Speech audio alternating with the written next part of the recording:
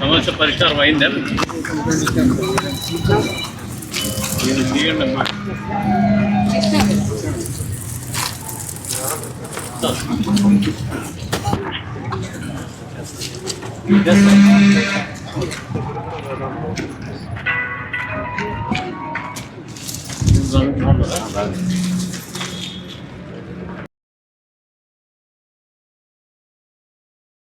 అయితే 1,40,000 రూపాయలు 20,000 అందరూ కలిసి కట్టండి. 1,40,000 రూపాయలు మెటీరియల్ ఫ్రీగా ఇస్తుంది ప్రభుత్వం. కనెక్షన్లు కట్టకుండా కరెంటు కావాలంటే ఎట్లా? ఇంటికే అట్లా కాదు, 10 మంది ఇల్లు కలిపి 2,000 వేసుకొని 20,000 కట్టండి. డబ్బు కట్టకపోతే ఎట్లా వస్తుంది? గాలి ఒకటి తప్పితే అన్నీ కూడా భూమి మీద మనం డబ్బులు కట్టి చేసుకోవాల్సింది నీళ్ళతో సహా.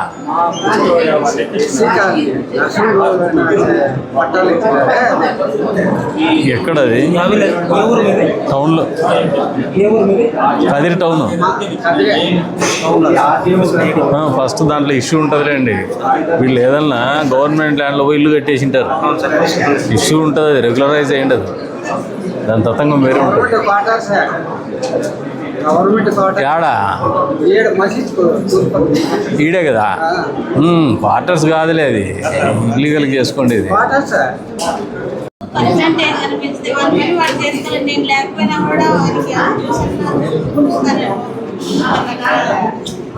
ఏం ఆశిస్తున్నారమ్మా? సార్ పర్సంటేజ్ వేయరట్లా, సార్ వేయకూడదు. తీసుకో.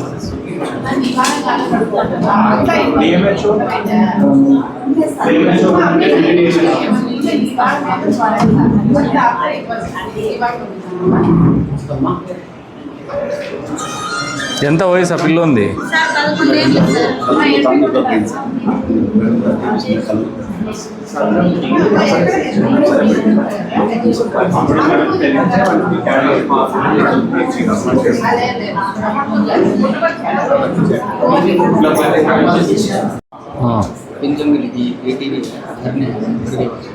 घर देंगे ले, घर देंगे, घर देंगे ले माँ, देंगे। पेंशन को अप्लाई कर लो, बनाया इसमें। कैंप को गया, सदरंग कैंप को गए, सदरंग कैंप को गया क्या माँ?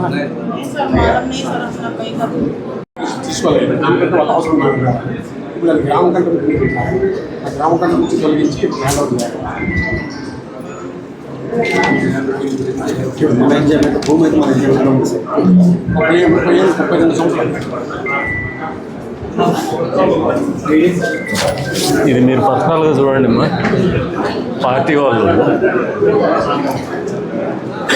నేను చేపిస్తలే.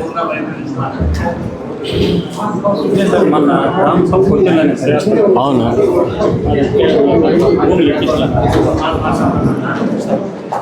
తహసీల్దారు తనఖాలో రమ్మనండి.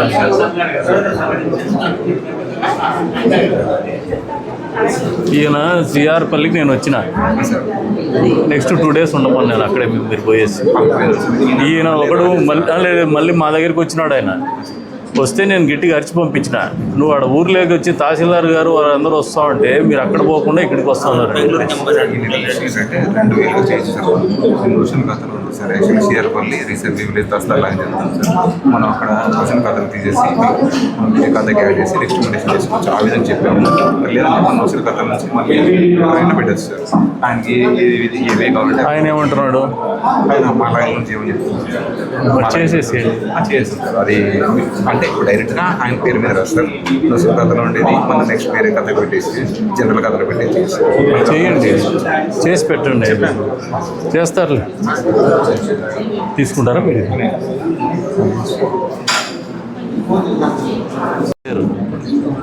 మీరు కొద్దిగా ఫాస్ట్గా చూడండి సార్. అది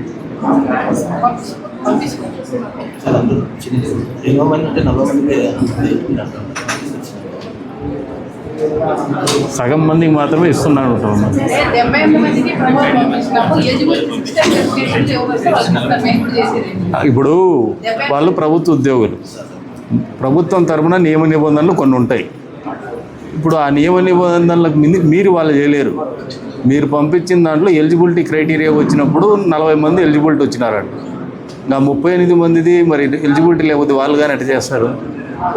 78 మందికి పంపించినాము. మేము ఎంటర్ చేసేటప్పుడు సిస్టమ్ వెరిఫికేషన్ పోతే ఏం చేయగలం? ఓ పని చేయండి, మాకు ఎలిజిబిలిటీ కాకుండా మిగతా లిస్ట్ ఏది ఉందో మాకు పంపించండి. పంపిస్తే ఏదో ఒక ఏర్పాటు చేస్తాం. వాళ్ళు ఎక్కడో చోట అది తీసన్నా చేస్తాం. వాళ్ళు పాపం వాళ్ళకి వచ్చే జీతాలు బతకలేరు నిజంగానే. వాళ్ళు చాలా ప్యాథటిక్ కండిషన్. వాళ్ళు చేస్తాం లేదో.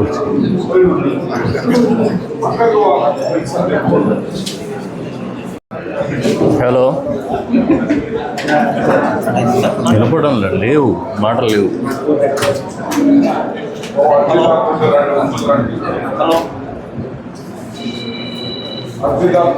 ఎంఈఓ ఎవరు? మనోహర్ నాయుడు,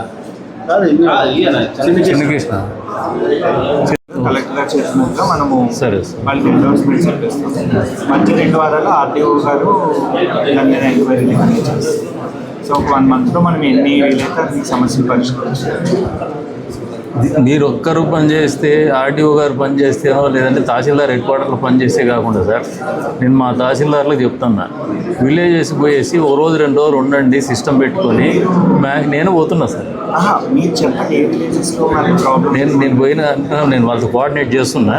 మీరు కూడా ఒకసారి చెప్పండి సార్. ఎందుకంటే నేను డోర్ టు డోర్ పోయినప్పుడల్లా ఒక విలేజ్లో ఉన్న రెవెన్యూ ఇష్యూస్ 3-4 వస్తున్నాయి. 3-4 కూడా వాళ్ళు కూర్చుంటే గంటలు అయిపోతుంది. వీళ్ళు తిప్పుకోవడం అలవాటు పెట్టుకున్నారు. అట్లా కాకుండా అక్కడికి వచ్చి కూర్చోండి 1 day 2 days అని చెప్పేసి చెప్తున్నా. దాన్ని కొద్దిగా లైన్లోకి తీసుకొస్తున్నా. మీ సైడ్ నుంచి కూడా మీరు కూడా చెప్పండి సార్. రెవెన్యూ ఇష్యూస్ లేకపోతే 90% గ్రీవెన్సెస్ ఉండవు సార్. 90% ఉండవు. నిన్న కూడా దాంట్లో పెట్టుకుంటాను. అక్కడ మంచి చేస్తాం. 1 monthలో మనం ఎన్ని వీలైతే అన్ని సాల్వ్ చేస్తాం. ఒక నియోజకవర్గము ఒక నెల 4 పర్యటనలు ప్రోగ్రామ్ లో భాగంగా ఈ రోజు కలిగి నియోజకవర్గంలో గ్రీవెన్స్ సెంటర్స్ స్టార్ట్ చేస్తాం. అందులో భాగంగా 4 విజిట్స్ ప్రతి శుక్రవారము ఆఫీసర్స్ విజిట్ చేస్తారు. చేసి ఫస్ట్ వారము అర్జీలు తీసుకోవడం జరుగుతుంది. 2వ వారం 3వ వారము అర్జీలు పరిష్కారం దిశగా వర్క్ చేయడం జరుగుతుంది. అండ్ 4వ వారము పరిష్కరించిన అర్జీని ఎవరైతే గ్రీవెన్స్ పిటిషనర్స్ ఉంటారో వాళ్ళందరికీ కూడా ఇవ్వడం జరుగుతుంది. సో ఆల్రెడీ మనం 2 కాన్స్టిట్యుయెన్సీస్ కంప్లీట్ చేసుకున్నాం, పుట్టపర్తి అండ్ ధర్మవరము. ఈ నెలంతా మనము కదిలో ఈ కార్యక్రమం నిర్వహిస్తున్నాము. ప్రజలందరూ కూడా దీన్ని సద్వినియోగం చేసుకోవాల్సిందిగా కోరుకుంటున్నాను. కూటమి ప్రభుత్వం ఏర్పడిన తర్వాత గతంలో కంటే భిన్నంగా ప్రజా సమస్యల పరిష్కారం కోసం ఎప్పటికప్పుడు వేదికలు ఏర్పాటు చేయడం అనేది కొత్త పుంతలు దొక్కుతున్నటువంటి పరిస్థితులు మీరు అందరూ గమనిస్తూనే ఉంటారు. ఈ రోజున ఇంకా ఒక అడుగు ముందుకేసి జిల్లా యంత్రాంగం అంతా కూడా ఇక్కడ ఒకరోజు ఒక నియోజకవర్గంలో కేటాయించి ఫిర్యాదులు స్వీకరించి మళ్ళీ ఒక 3 దఫాలుగా వాళ్ళు సమావేశాలు ఏర్పాటు చేసుకొని ఈ 3 మొత్తం మీద 4 సమావేశాలు పూర్తయ్యేలోపే ఫిర్యాదులు స్వీకరించడం మాత్రమే కాదు, దాని పరిష్కారం ఎంత చేస్తున్నా ఆ పరిష్కారానికి మళ్ళీ రిజాల్వ్ అయినటువంటి ఇష్యూని వారికి ఫిర్యాదుదారులకు అందజేయడం అనేది ఒక నూతన శకాన్ని ప్రారంభిస్తున్నటువంటి పరిస్థితులు పరిపాలనలో మనం అందరూ గమనించవచ్చు. అందులో భాగంగానే మీరు గతంలో మాదిరిగా కాకుండా ఈ రోజున ఎంత సంక్షేమం అమలు చేసినా, ఎంత అభివృద్ధిని పరుగులు పెట్టించినా కూడా ప్రజా సమస్యల పరిష్కారం అనేది ప్రభుత్వాలు చేపట్టకపోతే ఖచ్చితంగా ఒక అశాంతికి చోటు ఎప్పుడు కూడా ఉంటూ వస్తుంది. ఈ రోజున ఆ అశాంతిని ప్రజల నుంచి దూరం చేయాలా, చిరకాలంగా ఉన్నటువంటి రెవెన్యూ సమస్యలు కానీ ఇతరత్ర సమస్యలు కానీ ఏదైతే ప్రభుత్వ అధికారుల దగ్గరికి పదే పోలేనటువంటి సామాన్యులకి వారి దగ్గరికి అధికారులు కానీ ప్రజాప్రతినిధులు కానీ వచ్చి వారి ఫిర్యాదులు స్వీకరించి వాటిని పరిష్కారం చేయడం అనేది నిజంగా ప్రజలు అభినందించాల్సినటువంటి అవసరం ఉంది. అంతేకాకుండా ఇటువంటి వేదికల్ని మీరు ప్రజలు కూడా ఉపయోగపెట్టుకోవాల్సినటువంటి అవసరం ఎంతైనా ఉంది, వాడుకోవాల్సినటువంటి అవసరం ఎంతైనా ఉంది. తద్వారా ఒక ప్రజారంజకమైనటువంటి పరిపాలన, ఒక ప్రజాప్రభుత్వం యొక్క ఆలోచన సక్రమంగా ఉంటే అది ప్రజలకు మంచి చేసేటువంటి పరిస్థితులు అనేది వాస్తవ రూపాన ఈ కార్యక్రమం జరుగుతోందని చెప్పేసి కూడా ప్రజలకందరికీ కూడా తెలియజెప్తాను. ఇటువంటి వేదికల్ని మీరు వినియోగించుకోమని చెప్పేసి కూడా తెలియజెప్తాను. అంతేకాకుండా అధికారులు కూడా మామూలుగా సమయం అనేది ఉండదు వాళ్ళకు కూడా, అయినప్పటికీ సమయం కేటాయించి ప్రజల సమస్యల పరిష్కారం చేయాలని వేదికలు ఏర్పాటు చేసుకుని ఈ రకమైనటువంటి కార్యక్రమాలు నిర్వహించడం ద్వారా ప్రజల దగ్గరికే ప్రభుత్వం కానీ పరిపాలన కానీ అందించడం అనేది ఒక వినూత్నమైనటువంటి కార్యక్రమం. ప్రభుత్వ ఆలోచనలకు అనుగుణంగా అధికారులు కూడా ఆ కార్యక్రమాన్ని నిర్వహిస్తున్నందుకు వారికి కూడా నియోజకవర్గ ప్రజలందరి తరఫున ధన్యవాదాలు తెలుపుతున్నాం. అంతేకాకుండా ప్రజలు కూడా ఈ ప్రభుత్వం యొక్క చిత్తశుద్ధిని కావచ్చు, అధికారుల చిత్తశుద్ధిని కావచ్చు, అధికారులు మీ దగ్గరికి వచ్చినప్పుడు వారిని సక్రమైనటువంటి పద్ధతిలోనే వినియోగించుకొని సమస్యలు పరిష్కారం చేసుకోమని చెప్పేసి కూడా కోరుతా ఉంటాం.